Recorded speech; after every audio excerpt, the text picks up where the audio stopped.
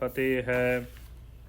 ਬਿਘਨ ਬਿਨਾਸਨ ਸੋਏ, ਕਥਾ ਨਿਤਾ ਪ੍ਰਤ ਹੋਤ ਹੈ। ਸੁਣਹੁ ਸਿੰਘ ਸੁਜਾਨ, ਨਾਨਕ ਗੁਰੂ ਗੋਬਿੰਦ ਸਿੰਘ ਜੀ ਸਦਾ ਕਰੇ ਕਲਿਆਣ। ਨਾਨਕ ਗੁਰੂ ਗੋਬਿੰਦ ਸਿੰਘ ਜੀ ਸਦਾ ਕਰੇ ਕਲਿਆਣ। ਚਰਨ ਕਮਲ ਸਤਿਗੁਰੂ ਕੇ, ਦੁਖ ਕੋ ਸਦਨ ਪਛਾਨ। ਬਸਹਿ ਸਦਾ ਮਨ ਸਥਿਰ ਹੋਇ, ਲਹੇ ਪਰਮ ਕਲਿਆਣ। ਚਰਨ ਕਮਲ ਸਤਿਗੁਰੂ ਕੇ। ਵਾਹਿਗੁਰੂ ਜੀ ਕਾ ਖਾਲਸਾ, ਵਾਹਿਗੁਰੂ ਜੀ ਕੀ ਫਤਿਹ।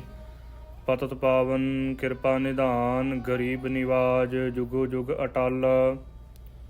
ਵਾਲੀਏ ਕੁਲ ਆਲਮ ਸਰਵਰੇ ਕਾਇਨਾਤ, ਹਜੂਰੇ ਅਨਵਰ ਸ਼ਹਿਨਸ਼ਾਹੇ ਦੋ ਜਹਾਨ। ਧੰਨ ਧੰਨ ਸਤਿਗੁਰੂ ਸ੍ਰੀ ਗੁਰੂ ਗ੍ਰੰਥ ਸਾਹਿਬ ਜੀ ਦੀ ਪਾਵਨ ਪਵਿੱਤਰ ਨਿੱਘੀ ਗੋਦ ਵਿੱਚ ਗੁਰੂ ਰੂਪ ਗੁਰੂ ਖਾਲਸਾ ਸਾਧ ਸੰਗਤ ਜੀਓ। ਸਤਿਗੁਰੂ ਜੀ ਦੇ ਜੀਵਨ ਕੌਤਕਾਂ ਦੀ ਕਥਾ ਵਿਚਾਰ ਚੱਲ ਰਹੀ ਹੈ। ਵਣਜਾਰਿਆਂ ਦੇ ਨਗਰ ਦੇ ਵਿੱਚ ਜਾ ਕੇ ਸਤਿਗੁਰੂ ਜੀ ਨੇ ਉਹ ਵਣਜਾਰਿਆਂ ਨੂੰ ਨਿਹਾਲ ਕੀਤਾ ਹੈ, ਪਾਵਨ ਪਵਿੱਤਰ ਸੁੰਦਰ ਉਪਦੇਸ਼ ਬਖਸ਼ਿਆ। ਨਗਰ ਦਾ ਨਾਮ ਟਾਂਡਾ ਆਇਆ ਇਤਿਹਾਸ ਦੇ ਵਿੱਚ। ਇਹ ਜੋ ਵਣਜਾਰਿਆਂ ਦੇ ਨਗਰ ਦੇ ਵਿੱਚ ਜੰਮੂ ਦੇ ਨੇੜੇ ਤੇੜੇ ਹੈ, ਇਹ ਜੋ ਨਗਰ ਸਤਿਗੁਰੂ ਸ੍ਰੀ ਗੁਰੂ ਨਾਨਕ ਦੇਵ ਜੀ ਮਹਾਰਾਜ ਚੋਜੀ ਪ੍ਰੀਤਮ ਸਤਿਗੁਰੂ ਜੀ ਗਏ ਅਤੇ ਜੀਵਾਂ ਨੂੰ ਨਿਹਾਲ ਕੀਤਾ। ਉਪਦੇਸ਼ ਇਹੋ ਹੀ ਮਿਲਦਾ ਹੈ, ਸਿੱਖਿਆ ਇਹ ਮਿਲਦੀ ਹੈ ਕਿ ਪ੍ਰਭੂ ਪਰਮਾਤਮਾ ਵਾਹਿਗੁਰੂ ਜੀ ਦੀਆਂ ਦਿੱਤੀਆਂ ਦਾਤਾਂ ਦਾ ਸ਼ੁਕਰਾਨਾ ਕਰਨਾ ਚਾਹੀਦਾ ਹੈ। ਖੁਸ਼ੀਆਂ ਦੇ ਸਮੇਂ ਰੱਬ ਨੂੰ ਜ਼ਰੂਰ ਯਾਦ ਰੱਖਣਾ ਚਾਹੀਦਾ, ਪਰਮਾਤਮਾ ਨੂੰ ਜ਼ਰੂਰ ਯਾਦ ਰੱਖੀਏ। ਜਿਵੇਂ ਸਤਿਗੁਰੂ ਜੀ ਨੇ ਸ੍ਰੀ ਸੁਖਮਨੀ ਸਾਹਿਬ ਜੀ ਦੇ ਵਿੱਚ ਬਚਨ ਕੀਤੇ ਨੇ ਕਿ ਸੋ ਕਿਉ ਬਿਸਰੈ ਜੇ ਘਾਲ ਨਾ ਭਾਨੈ, ਸੋ ਕਿਉ ਬਿਸਰੈ ਜੇ ਕੀਆ ਜਾਣੈ, ਸੋ ਕਿਉ ਬਿਸਰੈ ਜਿਨ ਸਭ ਕਿਛ ਦੀਆ, ਸੋ ਕਿਉ ਬਿਸਰੈ ਜੇ ਜੀਵਨ ਜੀਆ। ਜਿਸ ਨੇ ਸਭ ਕੁਝ, ਜਿਸ ਪਰਮਾਤਮਾ ਨੇ ਸਭ ਕੁਝ ਦਿੱਤਾ ਹੈ, ਜੀਵਨ ਦਿੱਤਾ, ਜੀਵਨ ਜਾਚ ਦੱਸੀ ਹੈ, ਜੀਵਨ ਜਿਉਣ ਦਾ ਢੰਗ ਸੋਹਣਾ ਦੱਸਿਆ, ਉਹ ਪਰਮਾਤਮਾ ਵਾਹਿਗੁਰੂ ਜੀ ਨੂੰ ਕਦੇ ਨਹੀਂ ਵਿਸਾਰਨਾ ਚਾਹੀਦਾ, ਸਦਾ ਵਾਸਤੇ ਯਾਦ ਰੱਖਣਾ ਚਾਹੀਦਾ ਹੈ। ਤੋ ਆਓ ਜੀ ਅੱਗੇ ਜਿਵੇਂ ਸਤਿਗੁਰੂ ਜੀ ਮਹਾਨ ਕਿਰਪਾ ਕਰ ਰਹੇ ਨੇ, ਮਨ ਚਿੱਤ ਬਿਰਤੀਆਂ ਇਕਾਗਰ ਕਰਕੇ ਗੁਰੂ ਕਾ ਪਾਵਨ ਪਵਿੱਤਰ ਇਤਿਹਾਸ ਸਰਵਣ ਕਰੀਏ ਜੀ। ਵਾਹਿਗੁਰੂ ਚਰਨ ਕਮਲ ਸਤਿਗੁਰੂ ਕੇ, ਸੁਖ ਕੋ ਸਦਨ ਪਛਾਨ। ਸਤਿਗੁਰੂ ਜੀ ਦੇ ਪਾਵਨ ਪਵਿੱਤਰ ਚਰਨਾਂ ਕਮਲਾਂ ਦਾ ਮੰਗਲ ਕਰਦਿਆਂ ਹੋਇਆਂ ਕਵੀ ਜੀ ਨੇ ਇਹ ਦੋਹਰਾ ਉਚਾਰਨ ਕੀਤਾ। ਦੋ ਪੰਕਤੀਆਂ ਵਾਲਾ ਇਹ ਦੋਹਰਾ ਉਚਾਰਨ ਕੀਤਾ। ਕਵੀ ਜੀ ਬਚਨ ਕਰਦੇ ਨੇ ਕਿ ਚਰਨ ਕਮਲ ਸਤਿਗੁਰੂ ਕੇ, ਸਤਿਗੁਰੂ ਜੀ ਦੇ ਜਿਹੜੇ ਚਰਨ ਕਮਲ ਨੇ ਨਾ, ਹਾਂਜੀ, ਸੁਖ ਕੇ ਸਦਨ ਪਛਾਨ। ਸੁੱਖਾਂ ਦਾ ਘਰ ਜਾਣਨਾ ਕਰੋ ਸਤਿਗੁਰੂ ਜੀ ਦੇ ਚਰਨ ਕਮਲ। ਇਸ ਕਰਕੇ ਗੁਰੂ ਕੇ ਸਿੱਖਾ ਸਤਿਗੁਰੂ ਜੀ ਦੇ ਚਰਨਾਂ ਕਮਲਾਂ ਨੂੰ ਆਪਣੇ ਹਿਰਦੇ ਦੇ ਵਿੱਚ ਵਸਾ ਲੈਣਾ ਕਰ, ਸਦਾ ਵਾਸਤੇ ਧਾਰਨ ਕਰ, ਕਦੇ ਨਾ ਵਿਸਾਰ ਗੁਰੂ ਕੇ ਚਰਨਾਂ ਨੂੰ। ਹਿਰਦੈ ਚਰਨ ਸ਼ਬਦ ਸਤਿਗੁਰੂ ਕੋ, ਨਾਨਕ ਬਾਧਿਓ ਪਾਲ, ਚਿੱਤ ਚਰਨ ਨਾਮ। ਤੋ ਨਾਮ ਰੂਪ ਚਰਨ ਪਰਮਾਤਮਾ ਵਾਹਿਗੁਰੂ ਜੀ ਦੇ, ਪੂਰੇ ਸਤਿਗੁਰੂ ਜੀ ਦੇ ਨਾਮ ਰੂਪ ਚਰਨ ਆਪਣੇ ਹਿਰਦੇ ਦੇ ਵਿੱਚ ਵਸਾ। ਸੁੱਖਾਂ ਦਾ ਘਰ ਨੇ, ਸਦਨ ਕਹਿੰਦੇ ਨੇ ਘਰ ਨੂੰ। ਸੁਖ ਕੋ ਸਦਨ ਪਛਾਣ, ਇਹ ਪਛਾਣਦਾ ਕਿ ਸੁੱਖਾਂ ਦਾ ਘਰ ਨੇ ਸਤਿਗੁਰੂ ਜੀ ਦੇ ਪਾਵਨ ਪਵਿੱਤਰ ਚਰਨ। ਬਸਹਿ ਸਦਾ ਮਨ ਸਥਿਰ ਹੋਇ। ਜਿਹੜੇ ਗੁਰੂ ਕੇ ਸਿੱਖ ਗੁਰੂ ਕੇ ਚਰਨਾਂ ਕਮਲਾਂ ਦੇ ਵਿੱਚ ਵਸਦੇ, ਭਾਵ ਕਿ ਗੁਰੂ ਕੇ ਚਰਨਾਂ ਕਮਲਾਂ ਨੂੰ ਆਪਣੇ ਹਿਰਦੇ ਦੇ ਵਿੱਚ ਟਿਕਾ ਕੇ ਰੱਖਦੇ ਨੇ, ਗੁਰੂ ਕੇ ਨਾਮ ਰੂਪ ਚਰਨਾਂ ਨੂੰ ਹਿਰਦੇ ਦੇ ਵਿੱਚ ਟਿਕਾ ਕੇ ਰੱਖਦੇ ਨੇ ਨਾਮ। ਸਤਿਗੁਰੂ ਜੀ ਬਚਨ ਕਰਦੇ ਕਿ ਬਸਹਿ ਸਦਾ ਮਨ ਸਥਿਰ ਹੋਇ। ਜਿਹੜੇ ਮਨ ਨੂੰ ਟਿਕਾ ਕੇ, ਮਨ ਨੂੰ ਇਕਾਗਰ ਚਿੱਤ ਕਰਕੇ ਗੁਰੂ ਕੇ ਚਰਨਾਂ ਦੇ ਵਿੱਚ ਲਾ ਕੇ ਰੱਖਦੇ ਨੇ, ਪਰਮ ਕਲਿਆਣ, ਉਹਨਾਂ ਨੂੰ ਪਰਮ ਕੇਵਲ ਮੁਕਤੀ ਪ੍ਰਾਪਤ ਹੁੰਦੀ ਹੈ। ਭਾਵ ਕਿ ਜੰਮਣ ਮਰਨ ਤੋਂ ਰਹਿਤ ਹੋ ਜਾਂਦੇ ਨੇ ਗੁਰੂ ਕੇ ਸਿੱਖ। ਜਿਹੜੇ ਆਪਣੇ ਮਨ ਨੂੰ, ਮਨ ਰੂਪ ਬਾਂਦਰ ਨੂੰ ਰੋਕ ਕੇ, ਟਿਕਾ ਕੇ ਗੁਰੂ ਕੇ ਚਰਨਾਂ ਦੇ ਵਿੱਚ ਹੀ ਚਿੱਤ ਬਿਰਤੀ ਜੋੜੀ ਰੱਖਦੇ ਨੇ ਨਾ, ਉਹਨਾਂ ਨੂੰ ਪਰਮ ਕੇਵਲ ਮੁਕਤੀ ਪ੍ਰਾਪਤ ਹੁੰਦੀ ਹੈ, ਕਲਿਆਣ ਹੁੰਦੀ ਹੈ ਉਹਨਾਂ ਦੀ ਲੋਕ ਪ੍ਰਲੋਕ ਦੇ ਵਿੱਚੋਂ। ਸ੍ਰੀ ਬਾਲਾ ਸੰਦਰ ਵਾਚ ਸੰਧੂ ਗੋਤ ਦੇ ਭਾਈ ਬਾਲਾ ਜੀ ਅੱਗੇ ਉਚਾਰਨ ਕਰਦੇ ਨੇ। ਚੌਪਈ ਸ੍ਰੀ ਅੰਗਦ ਸੁਨੀਏ ਗੁਣ ਭਵਨੰ। ਹੇ ਗੁਣਾ ਦੇ ਭਵਨ, ਗੁਣਾ ਦੇ ਘਰ ਸਤਿਗੁਰੂ ਸ੍ਰੀ ਗੁਰੂ ਅੰਗਦ ਦੇਵ ਜੀ ਮਹਾਰਾਜ, ਚੋਜੀ ਪ੍ਰੀਤਮ ਸਤਿਗੁਰੂ ਜੀਓ, ਸਤਿਗੁਰੂ ਜੀ ਦੇ ਜੀਵਨ ਕੌਤਕਾਂ ਦੀ ਕਥਾ ਵਿਚਾਰ ਸਰਵਣ ਕਰੋ ਜੀ ਅੱਗੇ। ਇਹ ਤੇ ਕੀਨ ਗੁਰੂ ਪੁਨ ਗਵਨੰ। ਉਥੋਂ ਸਤਿਗੁਰੂ ਸ੍ਰੀ ਗੁਰੂ ਨਾਨਕ ਦੇਵ ਜੀ ਨੇ ਅੱਗੇ ਨੂੰ ਚਾਲੇ ਪਾ ਦਿੱਤੇ ਨੇ। ਜੰਮੂ ਦੇ ਵਿੱਚ ਅਨੇਕਾਂ ਜੀਵਾਂ ਦਾ ਉਧਾਰ ਕਰਕੇ ਗੁਰੂ ਕੀ ਬਾਣੀ ਦੇ ਲੜ ਨਾਮ ਦੇ ਨਾਲ ਜੋੜ ਕੇ ਗੁਰਮਤਿ ਦਾ ਪ੍ਰਚਾਰ ਕਰਕੇ ਸਤਿਗੁਰੂ ਜੀ ਨੇ ਜੰਮੂ ਸ਼ਹਿਰ ਤੋਂ ਅੱਗੇ ਨੂੰ ਚਾਲੇ ਪਾ ਦਿੱਤੇ।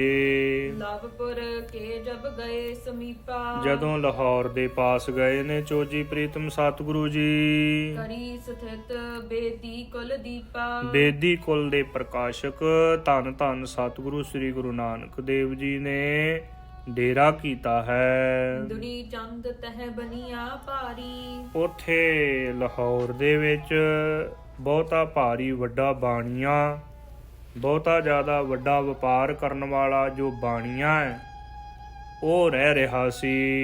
ਗੁਰ ਕੀਰਤ ਤਿਸ ਸੁਨੀ ਅਗਾਰੀ। ਸਤਿਗੁਰੂ ਸ੍ਰੀ ਗੁਰੂ ਨਾਨਕ ਦੇਵ ਜੀ ਦੀ ਕੀਰਤੀ, ਗੁਰੂ ਕਾ ਜਸ ਉਹਨੇ ਪਹਿਲਾਂ ਹੀ ਸਰਵਣ ਕੀਤਾ ਹੋਇਆ ਸੀ।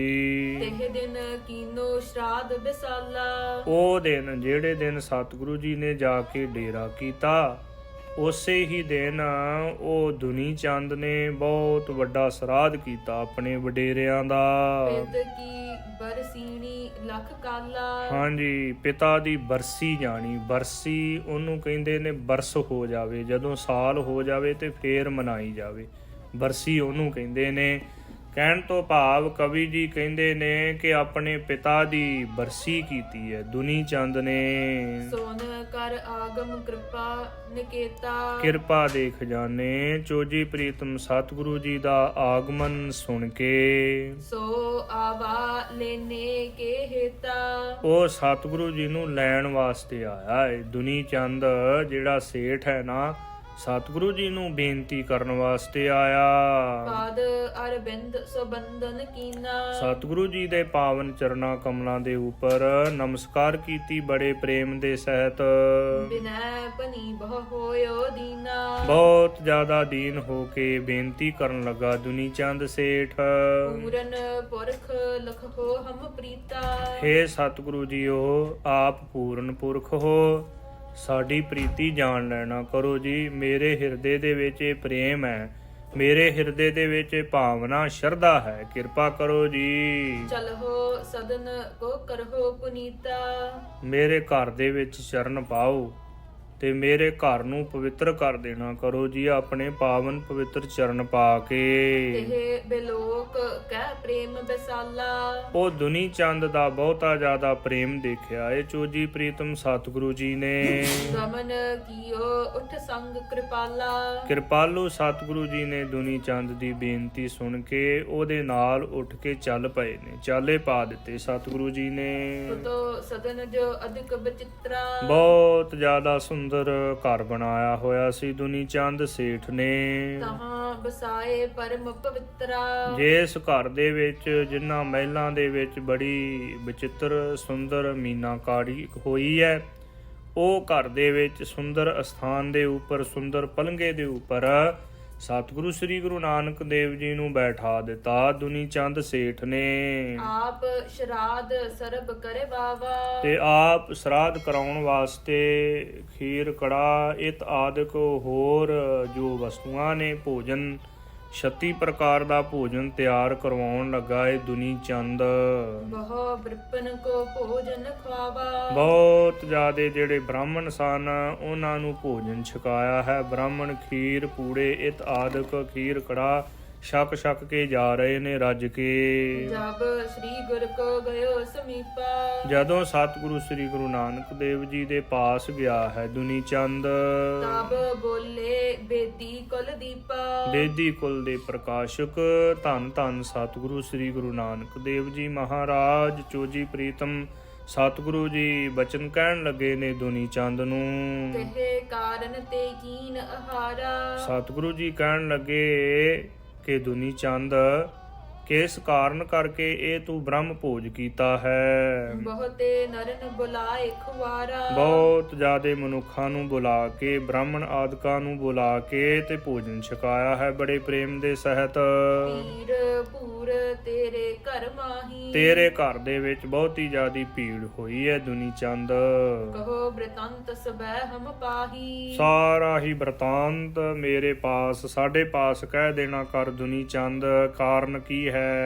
ਦੁਨੀ ਚੰਦ ਦੋਊ ਕਰ ਬੰਦੇ, ਦੁਨੀ ਚੰਦ ਨੇ ਦੋਨੇ ਹੱਥ ਜੋੜੇ ਨੇ ਸਤਿਗੁਰੂ ਜੀ ਦੇ ਪਾਸ ਬੇਨਤੀ ਕਰਨ ਲੱਗਾ। ਬੋਲਿਓ ਸੁਣੀਏ ਪ੍ਰਭੂ ਮੁਕੰਦੇ, ਬੇਨਤੀ ਕਰਦਾ ਹੋਇਆ ਬੋਲਣ ਲੱਗਾ ਕਿ ਮੁਕਤੀ ਦਾਤੇ ਸਤਿਗੁਰੂ ਜੀਓ ਮੇਰੀ ਬੇਨਤੀ ਸੁਣੋ ਜੀ। ਦਿਵਸ ਆਜ ਕੋ ਮੇਰੋ ਤਾਤਾ, ਕਹਿਣ ਲੱਗਾ ਕਿ ਸਤਿਗੁਰੂ ਜੀਓ ਅੱਜ ਦੇ ਦਿਨ ਮੇਰੇ ਪਿਤਾ ਜੀ ਹਾਂਜੀ ਗਾ ਪਰਲੋਕ ਹੁਤੋ ਬਖਿਆਤਾ। ਇਹ ਸਾਰੇ ਨਗਰ ਦੇ ਲੋਕਾਂ ਨੂੰ ਪਤਾ ਹੈ, ਨੇੜੇ ਤੇੜੇ ਦੇ ਸਾਰੇ ਲੋਕਾਂ ਨੂੰ ਪਤਾ ਕਿ ਅੱਜ ਦੇ ਦਿਨ ਮੇਰੇ ਪਿਤਾ ਜੀ ਜੋ ਪਰਲੋਕ ਚਲਾਣਾ ਕਰ ਗਏ ਸਨ। ਕਹਿਣ ਤੋਂ ਭਾਵ ਕਿ ਅੱਜ ਦੇ ਦਿਨ ਉਹਨਾਂ ਨੇ ਆਪਣੇ ਪੰਜ ਭੌਤਿਕ ਸਰੀਰ ਨੂੰ ਤਿਆਗਿਆ ਸੀ। ਤੇਹ ਨਮਿਤ ਮੈਂ ਕੀਨ ਆਹਾਰਾ, ਉਹਨਾਂ ਦੇ ਨਿਮਿਤ ਮੈਂ ਭੋਜਨ ਕਰਵਾਇਆ ਹੈ। ਹੋਰ ਕੇ ਬ੍ਰਿਪਨ ਸਰਬ ਖੁਆਰਾ, ਜਿਹੜੇ ਨਗਰ ਦੇ ਬ੍ਰਾਹਮਣ ਸਨ ਉਹਨਾਂ ਨੂੰ ਸਾਰਿਆਂ ਨੂੰ ਭੋਜਨ ਛਕਾਇਆ ਬੁਲਾ ਕੇ ਆਪਣੇ ਘਰ ਦੇ ਵਿੱਚ।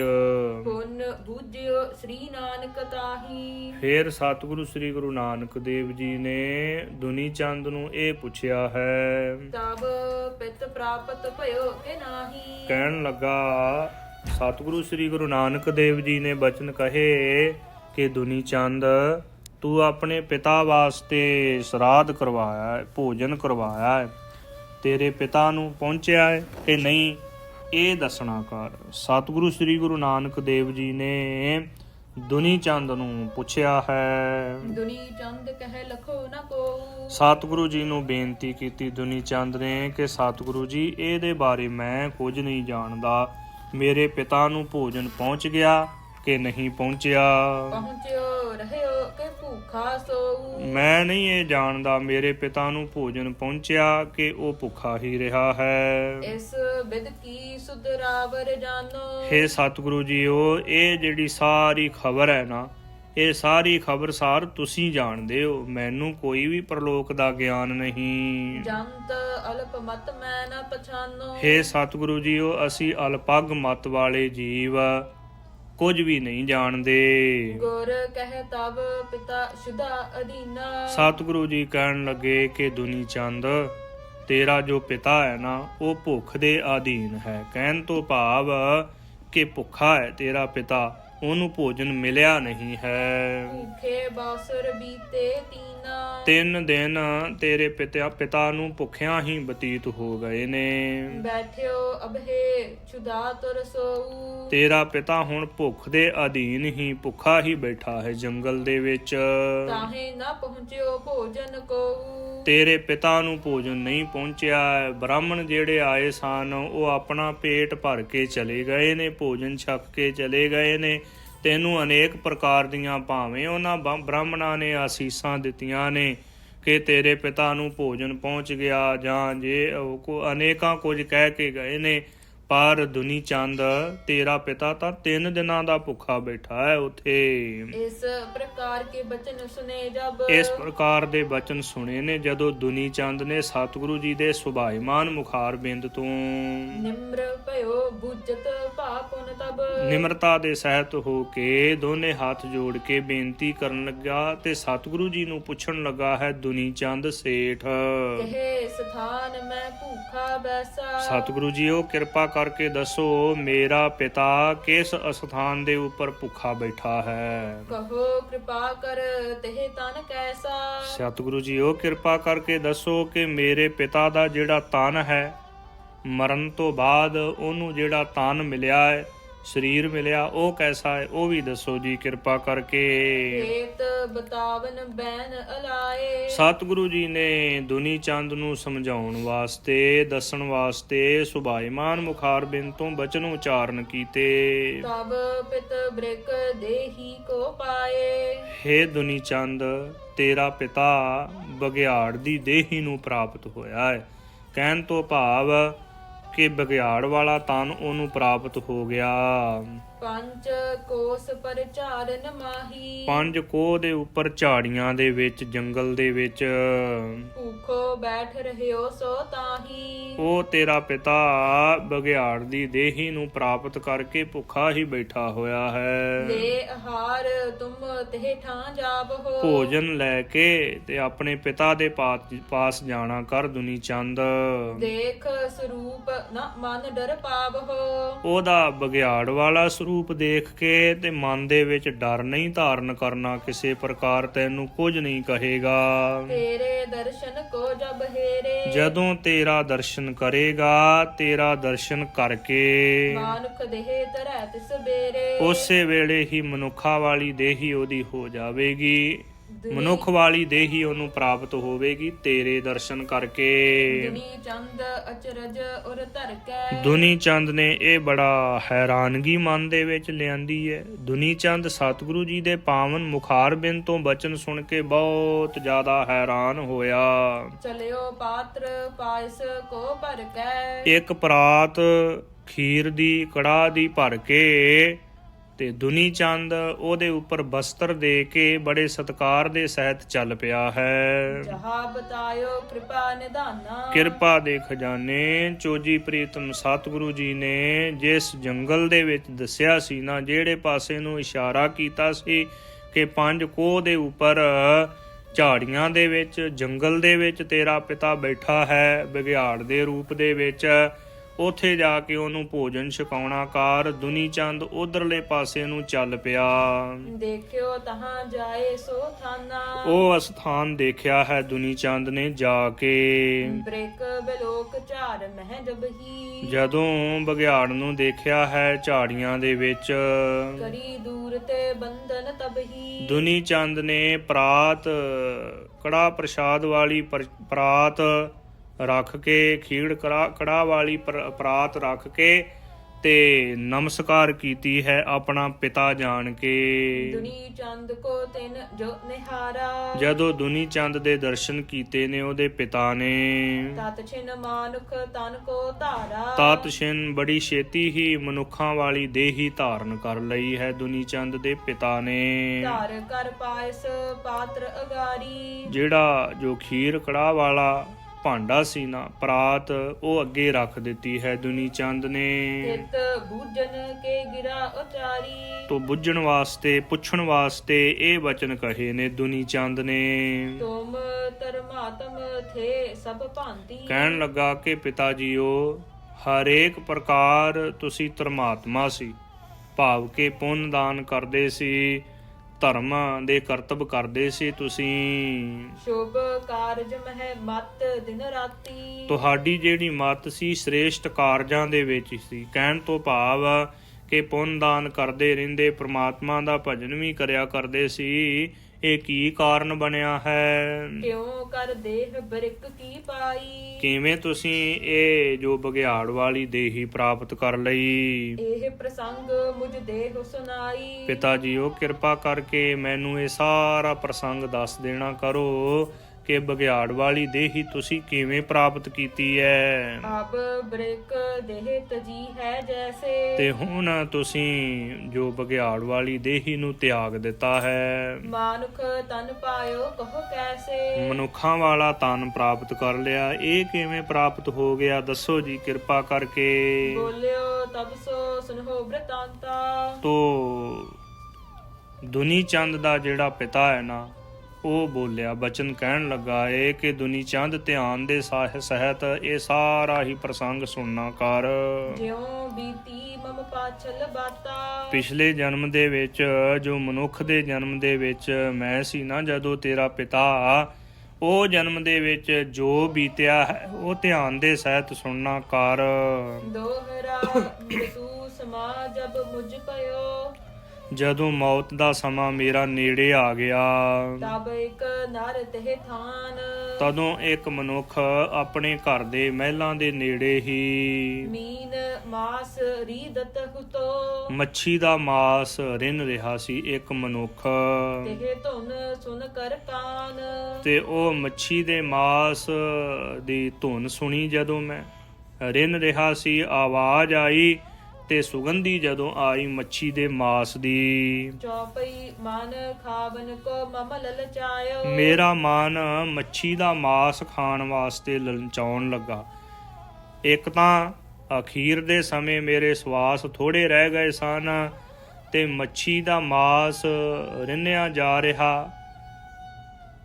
ਸੁਣ ਕੇ, ਮਹਿਸੂਸ ਕਰਕੇ, ਤੋ ਜਦੋਂ ਉਹਦੀ ਸੁਗੰਧੀ ਆਈ, ਦੁਰਗੰਧੀ ਆਈ ਮੱਛੀ ਦੇ ਮਾਸ ਦੀ, ਤੇ ਮੇਰੇ ਮਨ ਦੇ ਵਿੱਚ ਇਹ ਲਾਲਸਾ ਹੋ ਆਈ ਕਿ ਮੱਛੀ ਦਾ ਮਾਸ ਖਾਣਾ ਚਾਹੀਦਾ ਹੈ। ਤੇ ਇੰਨੇ ਸਮੇਂ ਤੱਕ ਮੇਰੇ ਸਵਾਸ ਨਿਕਲ ਗਏ। ਸੋ ਮੇਰੇ ਤਬ ਹਾਥ ਨਾ ਆਇਓ। ਤੇ ਉਹ ਸਵਾਸ ਨਿਕਲਣ ਕਰਕੇ ਮੱਛੀ ਦਾ ਮਾਸ ਮੈਂ ਖਾ ਨਾ ਸਕਿਆ। ਤੋ ਇਹ ਮੇਰੀ ਹਾਲਤ ਹੋਈ। ਹਾਂਜੀ, ਭਇਓ ਮ੍ਰਿਤਕ ਇਹ ਦੇਹੀ ਪਾਈ। ਮਰ ਗਿਆ ਮੈਂ। ਜੋ ਇਹ ਵਾਸ਼ਨਾ ਲੈ ਕੇ ਹੀ ਮੈਂ ਚੜ੍ਹਾਈ ਕਰ ਗਿਆ ਤੇ ਮੇਰੀ ਜਿਹੜੀ ਬਿਰਤੀ ਸੀ ਨਾ, ਉਹ ਉੱਥੇ ਹੀ ਟਿਕੀ ਰਹੀ। ਰਹੀ ਬਾਸ਼ਨਾ ਠਹਿਰ ਜਹਾਈ। ਜਿੱਥੇ ਮੇਰੀ ਵਾਸ਼ਨਾ ਠਹਿਰ ਗਈ ਸੀ ਮੱਛੀ ਦਾ ਮਾਸ ਖਾਣ ਵਾਸਤੇ। ਪੂਰਨ ਪੁਰਖ ਤੋਹੇ ਘਰ ਆਵਾ। ਹੇ ਦੁਨੀ ਚੰਦ, ਤੇਰੇ ਘਰ ਦੇ ਵਿੱਚ ਪੂਰਨ ਪੁਰਖ ਅਕਾਲ ਪੁਰਖ ਪਰਮੇਸ਼ਰ ਵਾਹਿਗੁਰੂ ਜੀ ਦੇ ਸਰੂਪ ਆਪ ਨਾਰਾਇਣ ਕਲਾ ਧਾਰ ਜਗ ਮਹਿ ਪਰਵਰਿਓ। ਨਿਰੰਕਾਰ ਆਕਾਰ ਜੋਤ ਜਗ ਮੰਡਲ ਕਰਿਓ। ਕਲ ਤਾਰਨ ਗੁਰੂ ਨਾਨਕ ਆਇਆ। ਸੁਣੀ ਪੁਕਾਰ ਦਾਤਾਰ ਪ੍ਰਭ ਗੁਰੂ ਨਾਨਕ ਜਗ ਮਾਹੇ ਪਠਾਇਆ। ਐਸੇ ਦੀਨ ਦਇਆਲ ਚੋਜੀ ਪ੍ਰੀਤਮ ਸਤਿਗੁਰੂ ਸ੍ਰੀ ਗੁਰੂ ਨਾਨਕ ਦੇਵ ਜੀ ਤੇਰੇ ਘਰ ਦੇ ਵਿੱਚ ਆ ਕੇ ਉਹਨਾਂ ਨੇ ਚਰਨ ਪਾਏ ਨੇ। ਦਰਸ ਪਵਿੱਤਰ ਤਾਹੀ ਤੈ ਪਾਵਾ। ਉਹਨਾਂ ਦੇ ਪਵਿੱਤਰ ਦਰਸ਼ਨ ਦੁਨੀ ਚੰਦ ਤੂੰ ਕੀਤੇ ਨੇ। ਤੇਰੋ ਦਰਸ਼ਨ ਮੈਂ ਕਰ ਲੀਨੋ। ਤੇਰੇ ਦਰਸ਼ਨ ਮੈਂ ਕਰ ਲਏ ਨੇ ਹੁਣ। ਏਓ ਮਾਨੁਖ ਤਨ ਭਾ ਮਨ ਚੀਨੋ। ਇਸ ਕਰਕੇ ਮੈਨੂੰ ਮਨੁੱਖਾ ਦੇਹੀ ਪ੍ਰਾਪਤ ਹੋਈ ਹੈ, ਇਹ ਜਾਣ ਲੈਣਾ ਕਰ ਆਪਣੇ ਹਿਰਦੇ ਦੇ ਵਿੱਚ। ਪੂਰਬ ਕਰਮ ਜਗੇ ਅਬ ਮੇਰੇ। ਹੁਣ ਮੇਰੇ ਪੂਰਬਲੇ ਕਰਮ ਜਾਗ ਪਏ ਨੇ। ਸਤਿਗੁਰੂ ਜੀ ਨੇ ਬੜੀ ਮਹਾਨ ਕਿਰਪਾ ਕੀਤੀ। ਉੱਤਮ ਗਤ ਪਾਈ ਬਿਨ ਦੇਰੇ। ਬਿਨਾਂ ਦੇਰੀ ਤੋਂ ਉੱਤਮ ਸ੍ਰੇਸ਼ਟ ਗਤ ਪ੍ਰਾਪਤ ਕਰ ਲਈ ਹੈ। ਭਾਵ ਕਿ ਮੁਕਤੀ ਮੈਨੂੰ ਪ੍ਰਾਪਤ ਹੋ ਗਈ, ਕੇਵਲ ਮੁਕਤੀ ਪ੍ਰਾਪਤ ਹੋ ਗਈ ਹੈ। ਹੁਣ ਮੈਂ ਜੰਮਣ ਮਰਨ ਤੋਂ ਰਹਿਤ ਹੋ ਗਿਆ ਹਾਂ। ਆਸ ਕਹਿ ਸੁਰਗ ਬਿਖੈ ਚੱਲ ਗਇਓ। ਇਸ ਪ੍ਰਕਾਰ ਕਹਿ ਕੇ ਤੇ ਸੁਰਗ ਦੇ ਵਿੱਚ ਚਲਾ ਗਿਆ ਹੈ। ਥੱਲੇ ਜਿਹੜਾ ਫੁੱਲ ਸਟਾਪ ਦੇ ਕੇ ਲਿਖਿਆ ਹੋਇਆ ਉਹ ਪੜ੍ਹ ਕੇ ਸੁਣਾ ਦਿਓ ਉੱਚੀ ਆਵਾਜ਼ ਦੇ ਵਿੱਚ। ਇਸੇ ਤੁਕ ਵਿੱਚ ਅਸਲੀਅਤ ਸਮਝਣ ਦੀ ਇੱਕ ਹੋਰ ਕੁੰਜੀ ਹੈ। ਜੇ ਉਸਨੇ ਮਨੁੱਖ ਦੇ ਧਾਰੀ ਸੀ ਤਾਂ ਹੱਡ ਚੰਮ ਦਾ ਮਨੁੱਖੀ ਸਰੀਰ ਲੈ ਕੇ ਸੁਰਗਾਂ ਨੂੰ ਕਿੰਕੂ ਗਿਆ। ਤਾਤਪਰਜ ਇਹ ਹੈ ਕਿ ਜੈਸੇ ਸਤਿਗੁਰੂ ਜੀ ਨੇ ਲਿਖਿਆ ਹੈ, ਪ੍ਰੇਤ ਪਿੰਜਰ ਮਹਿ ਦੁਖ ਕਨੇਰੇ, ਉਹ ਸਰੀਰ ਛੋੜ ਕੇ ਕਿਸੇ ਅਭਿਗਤ ਦਸ਼ਾ ਵਿੱਚ ਸੀ, ਜਿਸ ਵਿੱਚ ਕਿ ਉਸ ਦਾ ਪਿੰਜਰ ਤੇ ਸੁਭਾਵ ਬਘਿਆੜਾ ਵਾਂਗੂ ਸੀ। ਜੋ ਦੁਨੀ ਚੰਦ ਨੂੰ ਗੁਰੂ ਜੀ ਦੀ ਕਿਰਪਾ ਦ੍ਰਿਸ਼ਟੀ ਨਾਲ ਦਿਸ ਪਿਆ ਤੇ ਉਹਨਾਂ ਦੀ ਕਿਰਪਾ ਨਾਲ ਫੇਰ ਉਸ ਦਾ ਮਨੁੱਖ ਸਰੀਰ ਪਲਟਿਆ ਦਿਸਿਆ। ਹੱਡ ਚੰਮ ਵਾਲਾ ਨਹੀਂ, ਪਰ ਲਿੰਗ ਸਰੀਰ। ਉਹ ਲਿੰਗ ਸਰੀਰ ਸੁਖੀ ਹੋ ਕੇ ਉੱਤਮ ਲੋਕ ਨੂੰ ਚਲਾ ਗਿਆ। ਲਿੰਗ ਸਰੀਰ ਹੂਬਹੂ ਮਨੁੱਖੀ ਸਰੀਰ ਵਾਂਗੂ ਦਿਸਦਾ ਹੈ, ਪਰ ਉਹ ਹੱਡ ਚੰਮ ਦਾ ਨਹੀਂ ਹੁੰਦਾ। ਜੋ ਲੋਕ ਚਿੱਤ ਬ੍ਰਿਤੀ ਇਕਾਗਰ ਕਰਕੇ ਅਗਲੇ ਲੋਕਾਂ ਵਿੱਚ ਗਮਤਾ ਰੱਖਦੇ ਹਨ, ਉਹ ਦੱਸਦੇ ਹਨ ਕਿ ਪ੍ਰਾਣੀ ਦੇ ਅੰਤ ਸਮੇਂ ਜੈਸੀ ਵਾਸਨਾ ਹੋਵੇ ਉਸ ਪਾਸੇ ਵੱਲ ਸਰੀਰ ਤੋਂ ਛੁੱਟ ਕੇ ਭੌੜ ਜਾਂਦਾ ਹੈ। ਇਸ ਅਸੂਲ ਨੂੰ ਸ੍ਰੀ ਗੁਰੂ ਗ੍ਰੰਥ ਸਾਹਿਬ ਜੀ ਵਿੱਚ ਵੀ ਮੰਨਿਆ ਹੈ, ਪਰੰਤੂ ਇਸ ਦੇ ਸੰਬੰਧ ਵਿੱਚ ਇੱਕ ਗੱਲਾਂ ਸਮਝਣ ਵਾਲੀਆਂ ਹਨ। ਜੋ ਆਦਮੀ ਸਾਰੀ ਉਮਰ ਦਿਨ ਰਾਤ ਸੋਚਦਾ ਤੇ ਕਰਦਾ ਹੈ, ਅੰਤ ਸਮੇਂ ਰੁੱਖ ਉਧਰੇ ਹੁੰਦਾ ਹੈ, ਪਰ ਜੇ ਅੰਤ ਸਮੇਂ ਕਿਸੇ ਪ੍ਰਬਲ ਅਸਰ ਨਾਲ ਚਿਤਵਨੀ ਹੋਰ ਪਾਸੇ ਚਲੀ ਜਾਏ ਤਾਂ ਮਰਨ ਮਗਰੋਂ ਕੁਝ ਅਰਸਾ ਉਸ ਪਾਸੇ ਰੁੱਖ ਰਹਿ ਕੇ ਰੂਹ ਸਾਫ਼ ਹੋ ਕੇ ਆਪਣੇ ਸਾਰੀ ਉਮਰ ਦੇ ਕੀਤੇ ਅਨੁਸਾਰ ਗਤੀ ਪਾ ਲੈਂਦੀ ਹੈ। ਇਸ ਵਾਕਿਆ ਦੀ ਸਿੱਖਿਆ ਇਹ ਹੈ ਕਿ ਪ੍ਰਾਣੀ ਦੇ ਅੰਤ ਸਮੇਂ ਉਸਦੇ ਕੋਲ ਸਤ ਸੰਗ ਦਾ ਪ੍ਰਭਾਵ ਚਾਹੀਦਾ ਹੈ।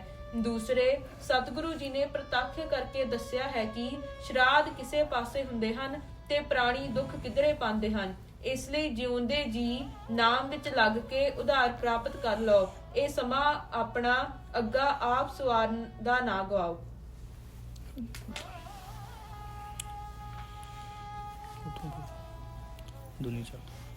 ਦੁਨੀ ਚੰਦ ਸੁਨ ਅਚਰਜ ਭਇਓ। ਜਦੋਂ ਦੁਨੀ ਚੰਦ ਨੇ ਇਹ ਸਭ ਕੁਝ ਸੁਣਿਆ ਤੇ ਦੇਖਿਆ, ਸਤਿਗੁਰੂ ਜੀ ਦਾ ਮਹਾਨ ਕੌਤਕ ਦੇਖਿਆ ਤੇ ਦੁਨੀ ਚੰਦ ਬਹੁਤ ਜ਼ਿਆਦਾ ਹੈਰਾਨ ਹੋਇਆ ਹੈ। ਹਟ ਕਰ ਸਦਨ ਬਿਖੈ ਚੱਲ ਆਵਾ। ਉਥੋਂ ਇਹ ਸਾਰਾ ਕੌਤਕ ਦੇਖ ਕੇ ਇਹ ਦੇਖਿਆ ਕਿ ਸਤਿਗੁਰੂ ਜੀ ਨੇ ਕਿਰਪਾ ਕੀਤੀ, ਮੇਰੇ ਪਿਤਾ ਦਾ ਉਧਾਰ ਹੋ ਗਿਆ ਤੇ ਮੇਰਾ ਪਿਤਾ ਇਹ ਜੋ ਨਖਿਦ ਦੇਹੀ ਉਹਨੇ ਪ੍ਰਾਪਤ ਕੀਤੀ ਸੀ ਉਹਨੂੰ ਤਿਆਗ ਕੇ ਤੇ ਹੁਣ ਸਵਰਗ ਨੂੰ ਚਲੇ ਗਿਆ ਹੈ, ਸੱਚਖੰਡ ਨੂੰ ਚਲੇ ਗਿਆ ਹੈ। ਇਹ ਸਤਿਗੁਰੂ ਜੀ ਦੀ ਕਿਰਪਾ ਦਾ ਹੀ ਪ੍ਰਭਾਵ ਹੈ। ਤੋ ਇਸ ਪ੍ਰਕਾਰ ਇਹ ਦੁਨੀ ਚੰਦ ਨੇ ਸਾਰਾ ਕੌਤਕ ਦੇਖਿਆ ਤੇ ਆਪਣੇ ਘਰ ਨੂੰ ਚਲਾ ਗਿਆ। ਸ੍ਰੀ ਨਾਨਕ ਬੈਸੇ ਜਿਹ ਥਾਵਾ। ਜਿਸ ਥਾਂ ਉਹਦੇ ਘਰ ਦੇ ਵਿੱਚ ਮਹਿਲਾਂ ਦੇ ਵਿੱਚ ਸਤਿਗੁਰੂ ਸ੍ਰੀ ਗੁਰੂ ਨਾਨਕ ਦੇਵ ਜੀ, ਨਾਨਕ ਨਿਰੰਕਾਰੀ ਜੀ ਬੈਠੇ ਸਨ। ਕਰ ਬੰਧਨ ਉਸਤਤ ਬਹੁ ਭਾਖੀ। ਤੋ ਸਤਿਗੁਰੂ ਜੀ ਦੇ ਪਾਵਨ ਚਰਨਾਂ ਦੇ ਉੱਪਰ ਨਮਸਕਾਰ ਕਰਕੇ ਬਹੁਤ ਜ਼ਿਆਦੀ ਵਡਿਆਈ ਕੀਤੀ, ਉਸਤਤ ਕੀਤੀ ਸਤਿਗੁਰੂ ਜੀ ਦੀ। ਆਤ ਸ਼ਰਧਾ ਮੈਂ ਅਬਿਲਾਖੀ। ਤੋ ਬਹੁਤੀ ਜ਼ਿਆਦੀ ਸ਼ਰਧਾ ਰੱਖੀ ਹਿਰਦੇ ਦੇ ਵਿੱਚ ਤੇ ਸਤਿਗੁਰੂ ਜੀ ਦੇ ਚਰਨਾਂ ਦਾ ਭੌਰਾ ਹੋ ਗਿਆ। ਬਹੁਤ ਜ਼ਿਆਦੀ ਹੋਰ ਸ਼ਰਧਾ ਵਧੀ ਦੁਨੀ ਚੰਦ ਦੇ ਹਿਰਦੇ ਦੇ ਵਿੱਚ। ਨਾਗਰ ਈਸ਼ਰ ਰੂਪ ਉਜਾਗਰ। ਹਾਂਜੀ, ਸਤਿਗੁਰੂ ਜੀ ਨੂੰ ਬੇਨਤੀ ਕਰਨ ਲੱਗਾ ਕਿ ਸਤਿਗੁਰੂ ਜੀ ਉਹ ਆਪ ਈਸ਼ਵਰ ਦਾ ਰੂਪ ਹੋ ਅਤੇ ਪ੍ਰਗਟ ਰੂਪ ਦੇ ਵਿੱਚ ਹੀ ਆਪ ਜਗਤ ਦੇ ਵਿੱਚ ਵਿਚਰ ਕੇ ਤੇ ਦੁਨੀਆ ਦਾ, ਜੀਵਾਂ ਦਾ ਉਧਾਰ ਕਰ ਰਹੇ ਹੋ। ਤੁਮ ਸਮਰੱਥ ਸਰਬ ਸੁਖ ਸਾਗਰ। ਆਪ ਸਮਰੱਥ ਹੋ, ਸਰਬ ਕਲਾ ਸਮਰੱਥ ਹੋ, ਸਾਰੇ ਹੀ ਸੁੱਖਾਂ ਦੇ ਸਾਗਰ ਹੋ, ਸਮੁੰਦਰ ਹੋ। ਸਤਿਗੁਰੂ ਜੀ ਉਹ ਸਾਰੇ ਸੁੱਖ ਆਪ ਜੀ ਤੋਂ ਹੀ ਪ੍ਰਾਪਤ ਹੁੰਦੇ ਨੇ। ਦੁਨੀਆ ਦੇ ਵਿੱਚ ਸਭ ਤੋਂ ਵੱਡਾ ਆਤਮਿਕ ਅਡੋਲਤਾ ਦੀ ਅਵਸਥਾ ਦਾ ਸੁੱਖ, ਬ੍ਰਹਮ ਗਿਆਨ ਦੀ ਅਵਸਥਾ ਦਾ ਸੁੱਖ ਆਪ ਜੀ ਦੇ ਚਰਨਾਂ ਦੇ ਵਿੱਚ, ਪ੍ਰਮਾਤਮਾ ਵਾਹਿਗੁਰੂ ਜੀ ਦੇ ਚਰਨਾਂ ਦੇ ਵਿੱਚ ਸਮਾਉਣ ਦਾ ਸੁੱਖ ਸਤਿਗੁਰੂ ਜੀ ਇਹ ਆਪ ਜੀ ਦੀ ਕਿਰਪਾ ਸਦਕਾ ਹੀ ਪ੍ਰਾਪਤ ਹੁੰਦਾ ਜੀਵਾਂ ਨੂੰ। ਭਗਤ ਬਛਲ ਕਰੁਣਾ ਕਰ ਸੁਆਮੀ। ਇਹ ਸੁਆਮੀ ਮਾਲਕ ਸਤਿਗੁਰੂ ਜੀ ਉਹ ਆਪ ਭਗਤ ਵਛਲ ਹੋ, ਭਗਤਾਂ ਦੇ ਪਿਆਰੇ ਹੋ ਤੇ ਭਗਤਾਂ ਦੇ ਉੱਪਰ, ਆਪਣੇ ਸੇਵਕਾਂ ਦੇ ਉੱਤੇ ਸਦਾ ਵਾਸਤੇ ਕਿਰਪਾ ਕਰਨ ਵਾਲੇ ਹੋ। ਦੀਨ ਬੰਧ ਪ੍ਰਭ ਅੰਤਰ ਜਾਮੀ। ਦੀਨਾ ਬੰਧੂ ਭਾਵ ਕੇ ਗਰੀਬਾਂ ਦੇ ਪਿਆਰੇ ਹੋ, ਗਰੀਬਾਂ ਦੇ ਨਾਲ ਪਿਆਰ ਕਰਨ ਵਾਲੇ ਹੋ। ਜਿਨ੍ਹਾਂ ਨੇ ਹਿਰਦੇ ਦੇ ਵਿੱਚ ਗਰੀਬੀ ਧਾਰਨ ਕੀਤੀ ਹੈ ਨਾ, ਉਹਨਾਂ ਦੇ ਨਾਲ ਆਪ ਪਿਆਰ ਕਰਦੇ ਹੋ। ਦੀਨ ਬੰਧ ਪ੍ਰਭ ਅੰਤਰ ਜਾਮੀ। हे ਪ੍ਰਭੂ ਸਤਿਗੁਰੂ ਜੀ ਉਹ ਆਪ ਅੰਤਰਜਾਮੀ ਹੋ, ਸਾਰਿਆਂ ਦੇ ਹਿਰਦੇ ਦੀ ਜਾਣਨ ਵਾਲੇ ਹੋ। ਘਟ ਘਟ ਕੇ ਅੰਤਰ ਕੀ ਜਾਣਤ, ਭਲੇ ਬੁਰੇ ਕੀ ਪੀਰ ਪਛਾਨਤ। ਸਾਰਿਆਂ ਦੇ ਹਿਰਦੇ ਦੀ ਵੇਦਨਤਾ ਨੂੰ ਆਪ ਜਾਣਦੇ ਹੋ। ਸੇਵਾ ਕਰਨ ਮੁਝੈ ਫਰਮਾਵਹੁ। हे ਸਤਿਗੁਰੂ ਜੀ ਉਹ ਕਿਰਪਾ ਕਰੋ, ਆਪ ਜੀ ਨੇ ਬੜੀ ਦਇਆ ਕੀਤੀ ਹੈ, ਮੇਰੇ ਪਿਤਾ ਦਾ ਉਧਾਰ ਕੀਤਾ, ਮੇਰੇ ਤੇ ਵੀ ਕਿਰਪਾ ਕਰੋ ਜੀ ਤੇ ਕਿਰਪਾ ਕਰਕੇ ਮੈਨੂੰ ਸੇਵਾ ਦੱਸੋ ਜੀ, ਹੁਕਮ ਕਰੋ ਮੈਂ ਕੀ ਆਪ ਜੀ ਦੀ ਸੇਵਾ ਕਰਾਂ। ਤੁਮ ਸੰਤਨ ਕੇ ਨਿਤ ਚਿਤ ਭਾਵ ਹੋ। हे ਸਤਿਗੁਰੂ ਜੀ ਉਹ ਆਪ ਸੰਤ ਜਨਾਂ ਦੇ ਚਿੱਤ ਦੇ ਵਿੱਚ, ਸੰਤ ਜਨਾਂ ਦੇ ਹਿਰਦੇ ਦੇ ਵਿੱਚ ਭਾਉਂਦੇ ਹੋ, ਚੰਗੇ ਲੱਗਦੇ ਹੋ ਸਦਾ ਵਾਸਤੇ। ਸੋਨ ਕਰ ਤਿਹ ਕੋ ਕਰਨ ਕਰਤਾਰਥ। ਸਤਿਗੁਰੂ ਸ੍ਰੀ ਗੁਰੂ ਨਾਨਕ ਦੇਵ ਜੀ ਮਹਾਰਾਜ ਚੋਜੀ ਪ੍ਰੀਤਮ ਸਤਿਗੁਰੂ ਜੀ ਨੇ ਦੁਨੀ ਚੰਦ ਦੀ ਬੇਨਤੀ ਸੁਣ ਕੇ ਤੇ ਦੁਨੀ ਚੰਦ ਨੂੰ ਕਿਰਤਾਰਥ ਕਰਨ ਵਾਸਤੇ। ਬੋਲੇ ਦੇਨਹਾਰ ਪਰਮਾਰਥ। ਹਾਂਜੀ, ਪਰਮਾਰਥ ਦਾ ਉਪਦੇਸ਼ ਦੇਣ ਵਾਸਤੇ ਸਤਿਗੁਰੂ ਸ੍ਰੀ ਗੁਰੂ ਨਾਨਕ ਦੇਵ ਜੀ ਮਹਾਰਾਜ ਬਚਨ ਕਹਿਣ ਲੱਗੇ ਨੇ ਦੁਨੀ ਚੰਦ ਨੂੰ। ਹਮਰੀ ਸੂਚੀ ਰੱਖੋ ਸੰਭਾਰੀ। ਸਤਿਗੁਰੂ ਜੀ ਨੇ ਆਪਣੇ ਪਾਸੋਂ ਇੱਕ ਸੂਈ ਲਈ ਤੇ ਦੁਨੀ ਚੰਦ ਨੂੰ ਕਹਿਣ ਲੱਗੇ ਕਿ ਦੁਨੀ ਚੰਦ ਆ ਲੈ ਸੂਈ ਤੇ ਇਹ ਆਪਣੇ ਪਾਸ ਤੂੰ ਸੰਭਾਲ ਕੇ ਰੱਖਣੀ ਹੈ। ਲੈ ਵਹਿੰਗੇ ਪਰਲੋਕ ਅਗਾਰੀ। ਅੱਗੇ ਇਹ ਜਿਹੜੀ ਸੂਈ ਹੈ ਨਾ ਪਰਲੋਕ ਦੇ ਵਿੱਚ ਤੇਰੇ ਪਾਸੋਂ ਲਵਾਂਗੇ। ਇਹ ਹਮਾਰੀ ਸੇਵਾ ਦੀਏ ਤੋਹੀ। ਹਾਂਜੀ, ਇਹ ਸੇਵਾ ਤੈਨੂੰ ਅਸੀਂ ਦੇ ਦਿੱਤੀ ਹੈ। ਇਹ ਜਿਹੜੀ ਸੇਵਾ ਹੈ ਨਾ ਤੂੰ ਮਨ ਲਾ ਕੇ ਕਰਨੀ ਹੈ ਦੁਨੀ ਚੰਦ। ਔਰ ਨਾ ਕਛ ਅਬਿਲਾਖਾ ਮੋਹੀ। ਹੋਰ ਸਾਡੀ ਕੋਈ ਵੀ ਇੱਛਾ ਨਹੀਂ ਹੈ, ਕੋਈ ਪੈਸਾ ਟਕਾ ਨਹੀਂ, ਕੋਈ ਧਨ ਪਦਾਰਥ ਨਹੀਂ ਤੇਰੇ ਪਾਸੋਂ ਲੈਣਾ। ਬਸ ਇਹ ਸੇਵਾ ਤੈਨੂੰ ਸੌਂਪ ਦਿੱਤੀ ਤੇ ਇਹ ਸੇਵਾ ਤੂੰ ਕਰਨੀ ਹੈ। ਇਹ ਜਿਹੜੀ ਸੂਈ ਹੈ ਨਾ ਸੂਈ, ਇਹ ਪ੍ਰਲੋਕ ਦੇ ਵਿੱਚ ਤੇਰੇ ਪਾਸੋਂ ਅਸੀਂ ਲੈ ਲੈਣਾ ਕਰਾਂਗੇ। ਸੋਨ ਕਰ ਦੁਨੀ ਚੰਦ ਅਸਬੈਨਾ। ਐਸੇ ਬਚਨ ਚੋਜੀ ਪ੍ਰੀਤਮ ਸਤਿਗੁਰੂ ਸ੍ਰੀ ਗੁਰੂ ਨਾਨਕ ਦੇਵ ਜੀ ਦੇ ਐਸੇ ਬਚਨ ਸੁਣੇ ਨੇ ਦੁਨੀ ਚੰਦ ਨੇ। ਲੈ ਸੂਚੀ ਗਮਨਿਓ ਨਿਜ ਐਨਾ। ਉਹ ਸੂਈ ਲੈ ਕੇ ਆਪਣੇ ਮਹਿਲਾਂ ਦੇ ਵਿੱਚ ਚਲੇ ਗਿਆ ਹੈ। ਕਹੈ ਭਾਰ ਜਾ ਸੋ ਬਚ ਸੋਈ। ਆਪਣੇ ਘਰ ਵਾਲੀ ਇਸਤਰੀ ਨੂੰ ਦੁਨੀ ਚੰਦ ਇਹ ਬਚਨ ਕਹਿਣ ਲੱਗਾ। ਇਹ ਸੂਚੀ ਰੱਖ ਜਾਏ ਨਾ ਖੋਈ। ਕਹਿਣ ਲੱਗਾ ਕਿ ਭਾਗਵਾਨ ਨੇ ਆ ਲੈ ਸੂਈ ਸਤਿਗੁਰੂ ਸ੍ਰੀ ਗੁਰੂ ਨਾਨਕ ਦੇਵ ਜੀ ਨੇ ਦਿੱਤੀ ਹੈ।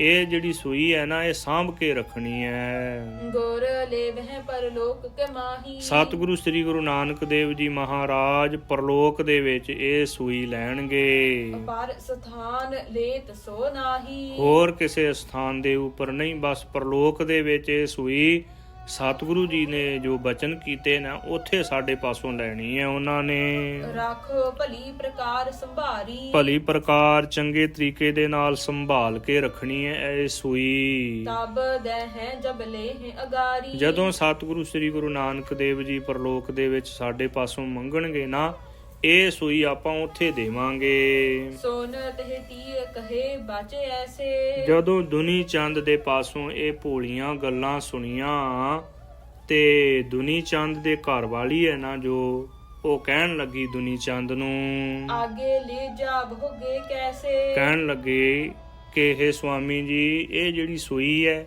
ਇਹ ਅੱਗੇ ਕਿਵੇਂ ਲੈ ਕੇ ਜਾਓਗੇ ਤੁਸੀਂ। ਨਿਤ ਸੰਗੀ ਜੋ ਦੇਹ ਵਿਚਾਰੀ। ਜੋ ਨਿਤਾ ਪ੍ਰਤੀ ਸਾਡੇ ਸੰਗ ਹੈ ਇਹ ਦੇਹੀ ਹੈ, ਪੰਜ ਭੌਤਿਕ ਸਰੀਰ ਹੈ ਜਿਹੜਾ। ਸੋ ਭੀ ਜਾਏ ਨ ਸਕੈ ਅਗਾਰੀ। ਇਹ ਤਨ ਵੀ ਅੱਗੇ ਨਹੀਂ ਜਾਵੇਗਾ ਪਰਲੋਕ ਦੇ ਵਿੱਚ। ਇਹ ਤਨ ਵੀ ਪੰਜ ਭੌਤਿਕ ਸਰੀਰ ਵੀ ਇੱਥੇ ਹੀ ਰਹਿ ਜਾਵੇਗਾ। ਇਹਦੇ ਵਿੱਚੋਂ ਜਾਨ ਨਿਕਲ ਕੇ ਜਾਣੀ ਹੈ। ਸੋਨ ਵਿਚਾਰ ਕਰ ਸੋ ਲੈ ਆਵਾ। ਤੋ ਉਹ ਸੂਈ ਜਿਹੜੀ ਲੈ ਕੇ ਗਿਆ ਸੀ ਨਾ ਉਹ ਵਿਚਾਰਨ ਲੱਗਾ ਹੈ ਆਪਣੇ ਹਿਰਦੇ ਦੇ ਵਿੱਚ ਦੁਨੀ ਚੰਦ ਆਪਣੇ ਘਰ ਵਾਲੀ ਦੀਆਂ ਗੱਲਾਂ ਸੁਣ ਕੇ।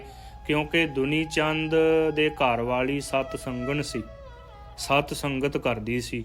ਇਸ ਕਰਕੇ ਉਹਦੇ ਹਿਰਦੇ ਦੇ ਵਿੱਚ ਗਿਆਨ ਸੀ ਕਿ ਇਹ ਜਿਹੜਾ ਪੰਜ ਭੌਤਿਕ ਸਰੀਰ ਹੈ ਨਾ ਇਹ ਵੀ ਨਾਲ ਨਹੀਂ ਜਾਂਦਾ। ਹੋਰ ਕੀ ਬੰਦਾ ਨਾਲ ਲੈ ਕੇ ਜਾਵੇਗਾ, ਕੁਝ ਵੀ ਨਾਲ ਨਹੀਂ ਲੈ ਕੇ ਜਾਂਦਾ। ਸਭ ਕੁਝ ਧਨ ਪਦਾਰਥ ਧੀਆਂ ਪੁੱਤਰ ਸਭ ਕੁਝ ਇੱਥੇ ਹੀ ਛੱਡ ਕੇ ਚਲੇ ਜਾਂਦਾ ਹੈ। ਪਾਸ ਬੈਸ ਕਰ ਬਚਨ ਅਲਾਵਾ। ਤੋ ਸਤਿਗੁਰੂ ਜੀ ਦੇ ਪਾਸ ਆ ਕੇ ਬੈਠ ਗਿਆ, ਬੇਨਤੀ ਕੀਤੀ ਹੈ। ਨਹਿ ਆਗਿਆ ਇਹ ਸੂਚੀ ਜਾਵੇ। ਸਤਿਗੁਰੂ ਜੀ ਇਹ ਜਿਹੜੀ ਸੂਈ ਹੈ ਨਾ ਇਹ ਅੱਗੇ ਪਰਲੋਕ ਦੇ ਵਿੱਚ ਮੇਰੇ ਨਾਲ ਨਹੀਂ ਜਾਵੇਗੀ। ਇਹ ਬਿਦ ਮੋਤੇ ਨਹਿ ਬਨ ਆਵੇ। ਇਹ ਜਿਹੜੀ ਸੇਵਾ ਹੈ ਨਾ ਇਹ ਮੈਂ ਨਹੀਂ ਕਰ ਸਕਦਾ, ਮੇਰੇ ਵਿੱਚ ਸਮਰੱਥਾ ਨਹੀਂ ਹੈ। ਬੋਲੇ ਬਚਨ ਤਬੈ ਜਗਦੇਸ਼ਾ। ਜਗਤ ਦੇ ਮਾਲਕ ਧੰਨ ਧੰਨ ਸਤਿਗੁਰੂ ਸ੍ਰੀ ਗੁਰੂ ਨਾਨਕ ਦੇਵ ਜੀ ਮਹਾਰਾਜ ਚੋਜੀ ਪ੍ਰੀਤਮ ਸਤਿਗੁਰੂ ਜੀ ਬਚਨ ਬੋਲਣ ਲੱਗੇ ਨੇ। ਮੌਕਾ ਦੇਖ ਕੇ, ਸਮਾਂ ਦੇਖ ਕੇ ਤੇ ਸੁਭਾਏਮਾਨ ਮੁਖਾਰ ਬਿਨ ਤੋਂ ਜਿਹੜਾ ਅਸਲੀ ਉਪਦੇਸ਼ ਦੇਣਾ ਹੈ ਨਾ ਦੁਨੀ ਚੰਦ ਨੂੰ ਉਹ ਦੇਣ ਲੱਗੇ ਨੇ। ਧਿਆਨ ਦੇ ਸਹਿਤ ਸੁਣੀਏ ਜੀ। ਪਾਇਓ ਸਮੈ ਦੇਨ ਉਪਦੇਸ਼ਾ।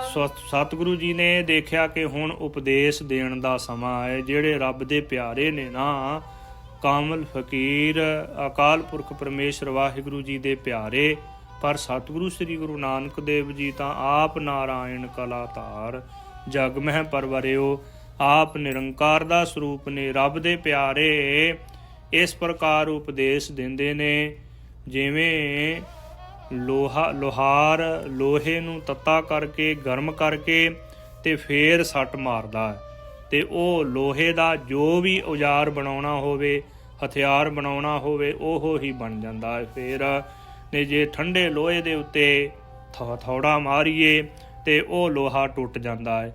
ਇਸ ਕਰਕੇ ਸਤਿਗੁਰੂ ਜੀ ਨੇ ਜੋ ਦੁਨੀ ਚੰਦ ਨੂੰ ਦੇਖਿਆ ਕਿ ਹੁਣ ਉਪਦੇਸ਼ ਦੇਣ ਦਾ ਮੌਕਾ ਹੈ, ਸਮਾਂ ਹੈ, ਤੇ ਸਤਿਗੁਰੂ ਜੀ ਉਪਦੇਸ਼ ਦੇਣ ਲੱਗੇ ਨੇ। ਧਿਆਨ ਦੇ ਸਹਿਤ ਸੁਣੀਏ ਜੀ। ਸਪਤ ਲਾਖ ਤੈ ਸੰਚਿਓ ਦਰਬਾਰ। ਸਤਿਗੁਰੂ ਜੀ ਕਹਿਣ ਲੱਗੇ ਕਿ ਦੁਨੀ ਚੰਦ, ਤੂੰ ਕਹਿੰਦਾ ਏ ਕਿ ਸੂਈ ਨਾਲ ਨਹੀਂ ਜਾਣੀ।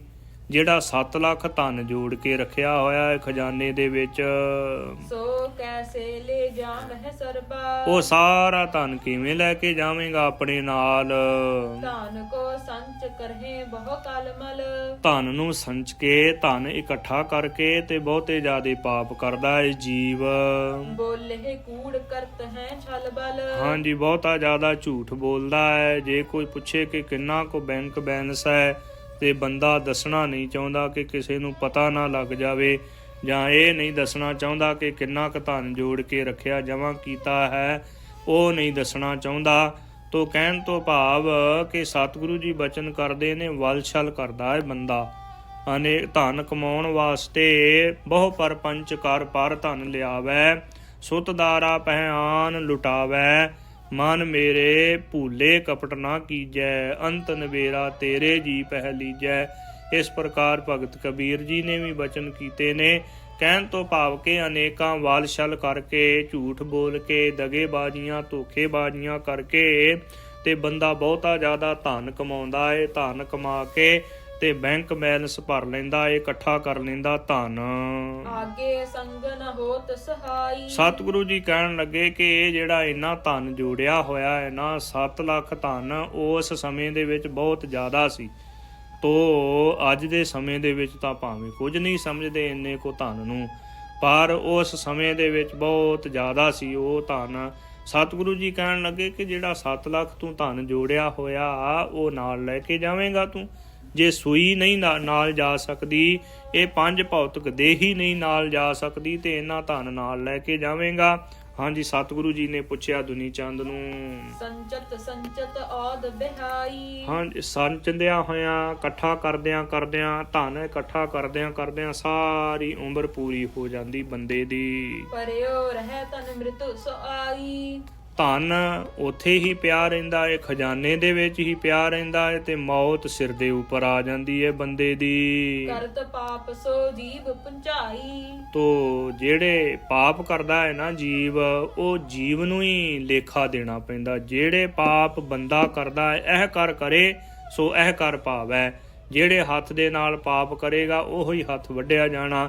ਕਹਿਣ ਤੋਂ ਭਾਵ ਕਿ ਜਿਹੜਾ ਮਨੁੱਖ ਪਾਪ ਕਰਦਾ ਹੈ ਨਾ, ਆਪਣੇ ਸੰਬੰਧੀਆਂ ਵਾਸਤੇ ਠੱਗੀਆਂ ਠੋਰੀਆਂ ਕਰਦਾ ਏ, ਧੋਖੇਬਾਜ਼ੀਆਂ ਕਰਦਾ, ਉਹ ਉਹਨੂੰ ਹੀ ਲੇਖਾ ਦੇਣਾ ਪੈਣਾ ਹੈ। ਸਰਿਓ ਦਰਬ ਤੇ ਕੌਨੇ ਕੰਮ। ਸਤਿਗੁਰੂ ਜੀ ਕਹਿਣ ਲੱਗੇ ਜਿਹੜਾ ਧਨ ਇਕੱਠਾ ਕਰਕੇ ਰੱਖਿਆ ਉਹਦੇ ਨਾਲ ਕੀ ਕੰਮ ਸਰੇਗਾ? ਫਿਰ ਤੇਰਾ ਪਿਤਾ ਵੀ ਧਨ ਪਦਾਰਥ ਛੱਡ ਕੇ, ਸਭ ਕੁਝ ਛੱਡ ਕੇ ਚਲਾ ਗਿਆ, ਤੇ ਦੁਨੀ ਚੰਦ ਰਹਿਣਾ ਤੂੰ ਵੀ ਨਹੀਂ ਹੈ। ਜਦੋਂ ਅਖੀਰਲੇ ਸਵਾਸ ਆ ਗਏ ਤੇ ਉਸ ਸਮੇਂ ਤੂੰ ਚਲੇ ਜਾਣਾ ਹੈ ਇਹ ਜਗਤ ਦੇ ਉੱਪਰੋਂ।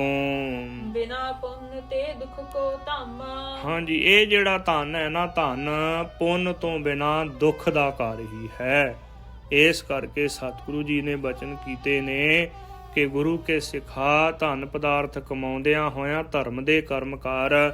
ਇਹ ਧਨ ਨੂੰ ਧਰਮ ਦੇ ਅਰਥ ਖਰਚ। ਜਿਵੇਂ ਸਤਿਗੁਰੂ ਜੀ ਨੇ ਬਚਨ ਕੀਤੇ ਨੇ ਨਾ, ਜਿਹੜੇ ਕੰਜੂਸ ਹੁੰਦੇ ਨੇ, ਓਏ ਹਰ ਕੇ ਅਰਥ ਖਰਚ ਨਹਿ ਸਾਕੈ। ਜਮ ਕਾਲ ਸਹੇ ਸਿਰ ਪੀੜਾ। ਜਿਹੜੇ ਕੰਜੂਸ ਹੁੰਦੇ ਉਹ ਪਰਮਾਤਮਾ ਦੇ ਅਰਥ, ਗੁਰੂ ਦੇ ਅਰਥ, ਧਰਮ ਦੇ ਅਰਥ ਮਾਇਆ ਨਹੀਂ ਖਰਚ ਸਕਦੇ। ਜਦੋਂ ਧਰਮ ਦੇ ਅਰਥ ਮਾਇਆ ਖਰਚਣੀ ਪੈ ਜਾਵੇ ਨਾ, ਤੇ ਫਿਰ ਇਹ ਸਮਝੋ ਕਿ ਸਾਹਮਣੇ ਮੌਤ ਦਿਖਾਈ ਦਿੰਦੀ ਹੈ। ਐਸੀ ਹਾਲਤ ਹੈ। ਸਤਿਗੁਰੂ ਜੀ ਨੇ ਬਚਨ ਕੀਤੇ ਕਿ ਓਏ ਹਰ ਕੇ ਅਰਥ ਖਰਚ ਨਹਿ ਸਾਕੈ। ਜਮ ਕਾਲ ਸਹੇ ਸਿਰ ਪੀੜਾ। ਐਸੀ ਹਾਲਤ ਹੈ ਕੰਜੂਸ ਬੰਦਿਆਂ ਦੀ। ਦੁਨੀ ਚੰਦ ਸੁਨ ਗਿਰਾ ਉਚਾਰੀ। ਦੁਨੀ ਚੰਦ ਨੇ ਪਾਵਨ ਸਤਿਗੁਰੂ ਜੀ ਦੇ ਸੁਭਾਇਮਾਨ ਮੁਖਾਰ ਬਿੰਦ ਤੋਂ ਬਚਨ ਸੁਣ ਕੇ ਇਹ ਬੇਨਤੀ ਕੀਤੀ। ਜਿਸ ਪ੍ਰਕਾਰ ਸੰਗ ਜਾਏ ਅਗਾਰੀ। ਸਤਿਗੁਰੂ ਜੀ ਉਹ ਕਿਰਪਾ ਕਰਕੇ ਦੱਸੋ ਕਿ ਇਹ ਜਿਹੜੀ ਮਾਇਆ ਹੈ ਜਾਂ ਇਹ ਸਭ ਕੁਝ ਇਹ ਅੱਗੇ ਕਿਵੇਂ ਜਾਵੇਗਾ, ਮੇਰੇ ਨਾਲ ਕਿਵੇਂ ਜਾਵੇਗਾ। ਸੋ ਕਰੁਣਾ ਕਰ ਮੁਝੇ ਬਤਾਵੋ। ਉਹ ਕਿਰਪਾ ਕਰਕੇ ਮੈਨੂੰ ਦੱਸ ਦੇਣਾ ਕਰੋ ਜੀ। ਦੀਨ ਜਾਨ ਉਪਦੇਸ਼ ਦ੍ਰਿੜਾਵਹੁ। ਦੀਨ ਜਾਣ ਕੇ, ਮੈਨੂੰ ਗਰੀਬ ਜਾਣ ਕੇ, ਮੈਨੂੰ ਆਪਣਾ ਸੇਵਕ ਜਾਣ ਕੇ ਤੇ ਉਪਦੇਸ਼ ਦ੍ਰਿੜ ਕਰਵਾ ਦਿਓ ਜੀ ਕਿਰਪਾ ਕਰਕੇ। ਗੁਰੂ ਬਨੈ ਸੁਨੀਏ ਦੇ ਜੀਤਾ। ਸਤਿਗੁਰੂ ਜੀ ਕਹਿਣ ਲੱਗੇ ਕਿ ਦੁਨੀ ਚੰਦ ਧਿਆਨ ਦੇ ਸਹਿਤ ਸੁਣ ਫਿਰ ਇਹ ਪਾਵਨ ਉਪਦੇਸ਼। ਇਸ ਪ੍ਰਾਨੀ ਕੇ ਤੀਨੋ ਮੀਤਾ। ਸਤਿਗੁਰੂ ਜੀ ਕਹਿਣ ਲੱਗੇ ਕਿ ਦੁਨੀ ਚੰਦ ਇਹ ਜਿਹੜਾ ਪ੍ਰਾਣਾ ਧਾਰੀ ਜੀਵ ਹੈ ਨਾ, ਇਹਦੇ 3 ਮਿੱਤਰ ਨੇ। ਕਿਹੜੇ ਕਿਹੜੇ ਨੇ ਅੱਗੇ ਦੱਸ ਰਹੇ ਨੇ। ਦਰਬ ਪ੍ਰਵਾਰ ਕਰਮ ਲਖ ਲੀਜੈ। ਧਨ ਤੇ ਪਰਿਵਾਰ ਤੇ ਕਰਮ, ਇਹ 3 ਮਿੱਤਰ ਨੇ ਇਹਦੇ। ਜਸ ਸੰਗੀ ਤਸ ਦਸ਼ਾ ਸੁਨੀਜੈ। ਜਿਸ ਪ੍ਰਕਾਰ ਜਿਸ ਦੇ ਨਾਲ ਸੰਗ ਲਾਉਂਦਾ ਹੈ, ਕਹਿਣ ਤੋਂ ਭਾਵ ਕਿ ਜਿਸ ਦੇ ਨਾਲ ਜੀਵ ਪ੍ਰੇਮ ਲਾਉਂਦਾ ਉਹੋ ਜਿਹੀ ਇਹਦੀ ਦਸ਼ਾ ਹੁੰਦੀ ਹੈ, ਫਿਰ ਹਾਲਤ ਹੁੰਦੀ ਆਉਣ ਵਾਲੇ ਸਮੇਂ ਦੇ ਵਿੱਚ। ਜਬ ਲੋ ਪ੍ਰਾਨ ਰਹਿ ਤਨ ਮਾਹੀ। ਸਤਿਗੁਰੂ ਜੀ ਕਹਿਣ ਲੱਗੇ ਕਿ ਜਿੰਨਾ ਸਮਾਂ ਬੰਦੇ ਦੇ ਤਨ ਦੇ ਵਿੱਚ ਪ੍ਰਾਨ ਰਹਿੰਦੇ ਨੇ, ਜਾਨ ਰਹਿੰਦੀ ਹੈ, ਤਬ ਲੋ ਧਨ ਮਿਤ ਬਹਰੋ ਨਾਹੀ। ਤਦੋਂ ਤੱਕ ਧਨ ਮਿੱਤਰ ਹੈ, ਫੇਰ ਨਹੀਂ ਇਹ ਧਨ ਦੀ ਮਿੱਤਰਤਾ ਨਿਭਦੀ। ਲੇਤ ਸੰਭਾਰ ਅਪਰਹੀਆ ਕੋ। ਜਦੋਂ ਬੰਦੇ ਦੇ ਤਨ ਦੇ ਵਿੱਚੋਂ ਜਾਨ ਨਿਕਲ ਜਾਂਦੀ ਹੈ ਨਾ, ਜਿਹੜਾ ਜਿੰਨਾ ਵੀ ਧਨ ਇਕੱਠਾ ਕੀਤਾ ਹੁੰਦਾ ਉਹ ਹੋਰ ਹੀ ਸੰਭਾਲ ਲੈਂਦੇ ਨੇ। ਕਲਮਲ ਅਨਕ ਕੀਏ ਹਿਤਿਆਂ ਕੋ। ਧਨ ਇਕੱਠਾ ਕਰਨ ਵਾਸਤੇ ਅਨੇਕਾਂ ਹੀ ਕਲਮਲ ਬੱਜਰ ਪਾਪ ਕੀਤੇ ਹੁੰਦੇ ਬੰਦੇ ਨੇ। ਤਨ ਕੇ ਦਾਹਤੀਕ ਪਰਵਾਰਾ। ਤੇ ਜਦੋਂ ਤੱਕ ਤਨ ਦਾ ਦਾਹ ਨਾ ਹੋਵੇ, ਤਨ ਨੂੰ ਇਹ 5 ਭੌਤਿਕ ਸਰੀਰ ਦਾ ਸੰਸਕਾਰ ਨਾ ਕੀਤਾ ਜਾਵੇ, ਉਹਨਾਂ ਸਮਾਂ ਪਰਿਵਾਰ ਮਿੱਤਰ ਹੁੰਦਾ ਹੈ। ਕੋਨ ਤ੍ਰਿਣ ਤੋ ਰਹਿ ਆਏ ਅਗਾਰਾ। ਜਦੋਂ ਲਾਂਬੂ ਲਾ ਦਿੱਤਾ ਜਾਂਦਾ, ਜਦੋਂ ਸੰਸਕਾਰ ਕਰ ਦਿੱਤਾ ਜਾਂਦਾ ਤੇ ਉਸ ਸਮੇਂ ਤੀਲੇ ਤੋੜ ਕੇ ਆ ਜਾਂਦੇ ਨੇ ਕਿ ਤੇਰੀ ਤੇ ਸਾਡੀ ਕੋਈ ਵੀ ਮਿੱਤਰਤਾ ਨਹੀਂ। ਜਤਰ ਆਇਆ ਤਤਰ ਗਸਤੀ, ਜਿੱਧਰੋਂ ਆਇਆ ਸੀ ਉਧਰ ਹੀ ਚਲਾ ਜਾ, ਹੁਣ ਸਾਨੂੰ ਨਾ ਤੰਗ ਕਰੀ। ਕਦੇ ਕਿ ਜੇ ਕਿਤੇ ਸੁਪਨੇ ਦੇ ਵਿੱਚ ਵੀ ਆ ਜਾਵੇ ਨਾ ਬਾਪੂ, ਜੇ ਕਿਤੇ ਸੁਪਨੇ ਦੇ ਵਿੱਚ ਵੀ ਆ ਜਾਵੇ ਤੇ ਭੱਜੇ ਫਿਰਦੇ ਨੇ ਕਿ ਬਾਪੂ ਕਿਉਂ ਆ ਗਿਆ। ਜਿਹੜੇ ਬਾਪੂ ਦੇ ਪਿੱਛੇ ਪਿੱਛੇ ਫਿਰਦੇ ਸੀ, ਬਾਪੂ ਮੈਨੂੰ ਇੰਨੇ ਪੈਸੇ ਦੇ ਦੇ, ਮੈਨੂੰ ਇੰਨੀ ਮਾਇਆ ਦੇ, ਉਹ ਬਾਪੂ ਫੇਰ ਨਹੀਂ ਚੰਗਾ ਲੱਗਦਾ। ਸਤਿਗੁਰੂ ਜੀ ਨੇ ਵੀ ਬਚਨ ਕੀਤੇ ਨੇ ਕਿ ਜੀਵਤੇ ਕੋ ਜੀਵਤਾ ਮਿਲੈ, ਮੂਏ ਕੋ ਮੂਆ। ਇਸ ਪ੍ਰਕਾਰ ਦੇ ਬਚਨ ਕਹਿੰਦੇ ਨੇ, ਉੱਡਤੇ ਕੋ ਉੱਡਤਾ ਮਿਲੇ, ਤੁਰਦੇ ਕੋ ਤੁਰਦਾ ਮਿਲੇ। ਇਸ ਪ੍ਰਕਾਰ ਦੇ ਸਤਿਗੁਰੂ ਜੀ ਨੇ ਬਚਨ ਕੀਤੇ ਨੇ ਕਿ ਜਿਉਂਦੇ ਬੰਦੇ ਨੂੰ ਜਿਉਂਦੇ ਹੀ ਮਿਲਦੇ ਨੇ। ਤੋ ਐਸੀ ਹਾਲਤ ਹੈ ਜਦੋਂ ਬਾਪੂ ਚੜ੍ਹਾਈ ਕਰ ਜਾਵੇ ਤੇ ਉਸ ਸਮੇਂ ਜੇ ਕਿਤੇ ਸੁਪਨੇ ਦੇ ਵਿੱਚ ਆ ਜਾਵੇ ਨਾ ਕਿਸੇ ਕਾਰਨ ਕਰਕੇ, ਤੇ ਫੇਰ ਬਾਬਿਆਂ ਕੋਲੋਂ ਅਰਦਾਸਾਂ ਕਰਾਉਂਦੇ ਫਿਰਦੇ ਨੇ ਕਿ ਬਾਪੂ ਕਿਉਂ ਆ ਗਿਆ। ਇਹ ਮਾੜੀ ਗੱਲ ਹੈ, ਨਹੀਂ ਆਉਣਾ ਚਾਹੀਦਾ। ਗਤੀ ਕਿਉਂ ਨਹੀਂ ਹੋਈ ਬਾਪੂ ਦੀ, ਪਾਠ ਕਰਾਉਂਦੇ ਨੇ, ਹੋਰ ਅਨੇਕਾਂ ਹੀ ਯਤਨ ਕਰਦੇ ਨੇ ਕਿ ਬਾਪੂ ਨਹੀਂ ਆਉਣਾ ਚਾਹੀਦਾ ਹੁਣ ਘਰ। ਤੋ ਜਿਹੜੇ ਬਾਪੂ ਨੇ ਸਭ ਕੁਝ ਬਣਾਇਆ ਉਹ ਬਾਪੂ ਨਹੀਂ ਫੇਰ ਚੰਗਾ ਲੱਗਦਾ। ਐਸੀ ਹਾਲਤ ਹੈ। ਤੋ ਹਾਂਜੀ, ਸਤਿਗੁਰੂ ਜੀ ਨੇ ਬਚਨ ਕੀਤੇ, ਫੇਰ ਦੁਬਾਰਾ ਪੜ੍ਹੋ।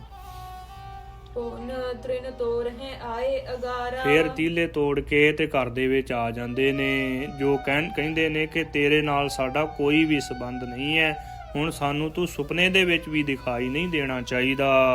ਅੱਗੇ ਕੋਈ ਨਾ ਸੰਗ ਸਹਾਈ। ਅੱਗੇ ਕੋਈ ਵੀ ਇਹ ਜੀਵ ਦੇ ਨਾਲ ਸਹਾਇਤਾ ਨਹੀਂ, ਸਹਾਇਕ ਨਹੀਂ ਬਣਦਾ। ਫੇਰ ਜਿਨ੍ਹਾਂ ਸੰਬੰਧੀਆਂ ਵਾਸਤੇ ਸਭ ਕੁਝ ਕੀਤਾ ਹੁੰਦਾ ਹੈ, ਆਪਣਾ ਧਨ ਦੌਲਤ ਬਰਬਾਦ ਕਰ ਦਿੰਦਾ, ਆਪਣੀ ਜ਼ਿੰਦਗੀ ਲਾ ਦਿੰਦਾ ਏ, ਜ਼ਿੰਦਗੀ ਸਾੜ ਦਿੰਦਾ ਏ ਕਾਮ ਕ੍ਰੋਧ ਆਦਿਕ ਵਿਕਾਰਾਂ ਦੇ ਵਿੱਚ, ਉਹ ਸੰਬੰਧੀ ਇਹਦੇ ਕਿਸੇ ਪ੍ਰਕਾਰ ਵੀ ਸਹਾਇਕ ਨਹੀਂ ਬਣਦੇ। ਜਿਵੇਂ ਸਤਿਗੁਰੂ ਜੀ ਨੇ ਬਚਨ ਕੀਤੇ ਨੇ ਕਿ ਕਹਿਆ ਨਾ ਮਾਨਹਿ ਸਿਰ ਖਾਕ ਛਾਨਹਿ, ਜਿਨ ਸੰਗ ਮਨ ਤਨ ਜਾਲਿਆ।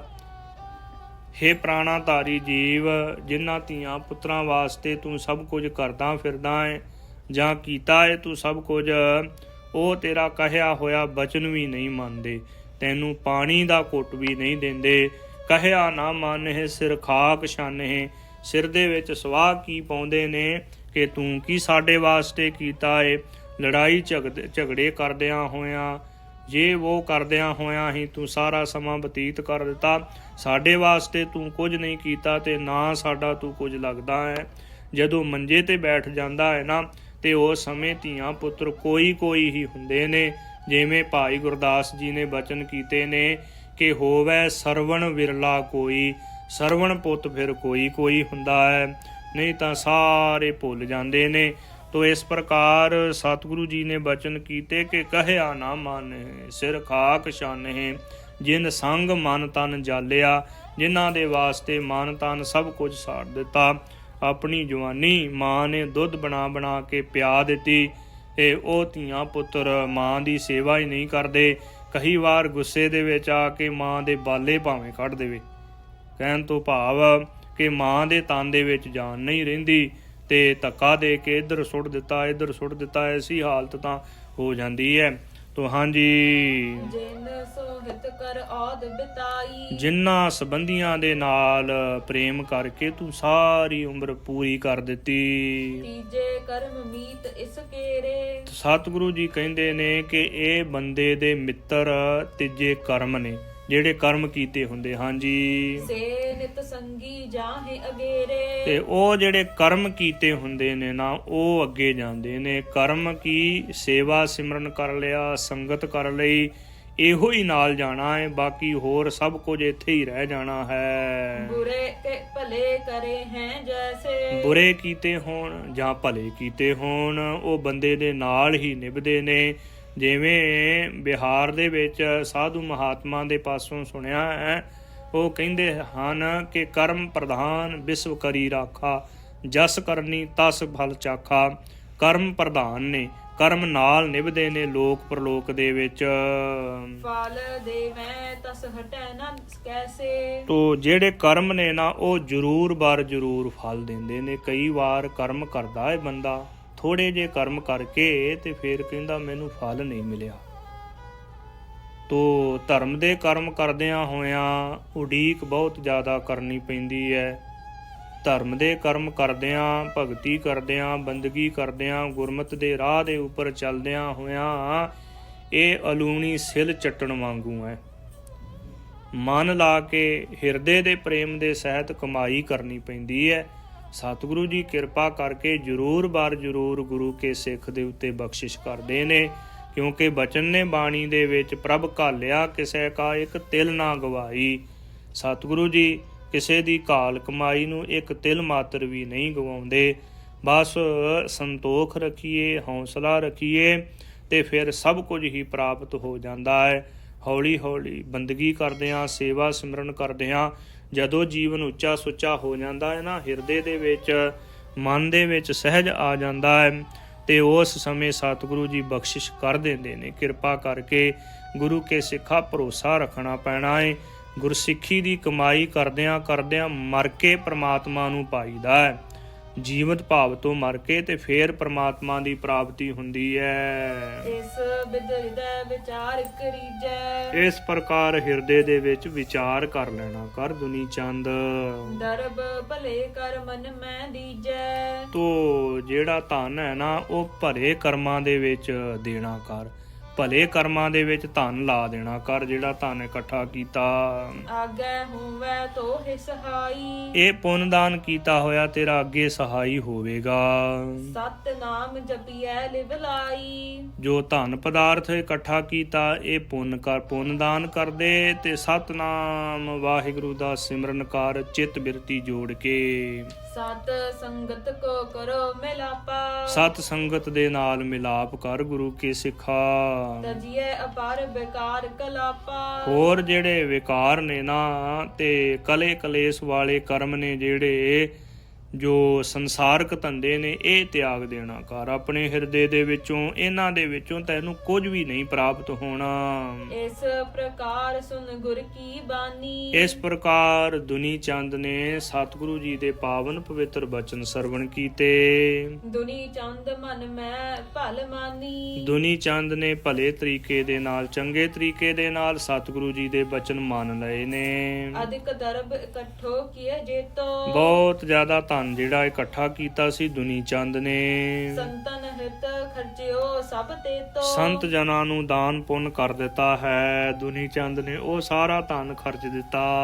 ਅਨੇਕ ਪ੍ਰਕਾਰ ਕਰਾਏ ਆਹਾਰਾ। ਅਨੇਕਾਂ ਪ੍ਰਕਾਰ ਭੁੱਖਿਆਂ ਨੂੰ ਭੋਜਨ ਦਿੱਤਾ ਹੈ। ਸੰਤਨ ਕਰਿਓ ਪ੍ਰਸੰਨ ਜਵਾਰਾ। ਸੰਤਾਂ ਨੂੰ ਭੋਜਨ ਛਕਾ ਕੇ ਪ੍ਰਸੰਨ ਕੀਤਾ। ਭੁੱਖਿਆਂ ਨੂੰ ਭੋਜਨ ਤੇ ਜਿਹੜੇ ਜਿਨ੍ਹਾਂ ਦੇ ਪਾਸ ਵਸਤਰ ਨਹੀਂ ਉਹਨਾਂ ਨੂੰ ਵਸਤਰ ਦਿੱਤੇ ਨੇ। ਬਹੁਤੇ ਵਸਤਰ ਸਿਵਾਏ ਪਹਿਰਾਏ। ਬਹੁਤੇ ਜ਼ਿਆਦੇ ਵਸਤਰ, ਸੁੰਦਰ ਵਸਤਰ ਸਵਾ ਕੇ ਤੇ ਸੰਤ ਜਨਾਂ ਨੂੰ ਪਹਿਰਾਏ ਨੇ। ਮੇਲ ਸਤ ਸੰਗਤ ਸਮਾ ਬਿਤਾਏ। ਸਤ ਸੰਗਤ ਦੇ ਵਿੱਚ ਮਿਲ ਕੇ ਸਮਾਂ ਬਤੀਤ ਕਰਨ ਲੱਗਾ ਦੁਨੀ ਚੰਦ।